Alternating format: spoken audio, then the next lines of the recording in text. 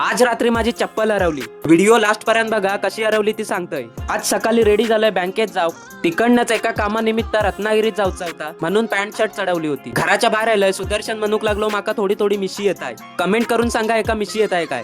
पूर्णगडच्या पुलाजवळचो view एवढं सुंदर आहे ना, शब्दात सांगूक नाही। पण हे रोड बघा कसे 22 सारखे खड्डे पडले आहेत। बँकेजवळ आलंय, काम होता तर कम्प्लीट करून घेतला। आणि ही बारकी बारकी पप्पी बघा किती क्यूट आहे। एका घेऊन जाऊचो प्लॅन केलो, पण मम्मी भडकेल या कारणान मी या पप्पीकनी हात पण नाही लावलो। नंतर घराशी आयलंय, कॉन्टेंट शूट करूक वरती आयलंय आणि वो चढ किती कमी केलाय तो तुम्हाला दिसतच असेल। शेखरांना विचारला ही एवढी सगळी माती आता नेणार खय।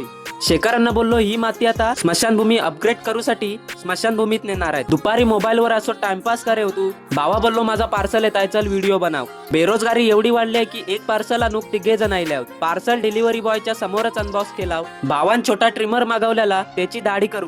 भावाक बोललोय तू माझा धंदो आता बंद करणार वाटतं। भावा बोललो तुझ्या बाजूशी दुकान घालतोय थांब। संध्याकाळ झाली होती आणि म्हटलं थोडा वेळ क्रिकेट खेळूया। इकडनं गाडी बाजू घेतली आणि आम्ही खेळूक लागलो गल्ली क्रिकेट। रिक्षाक सारखो बॉल लागे होतो, त्याच्या वर्षी बावा चिडून चिडून लाल झालेलो।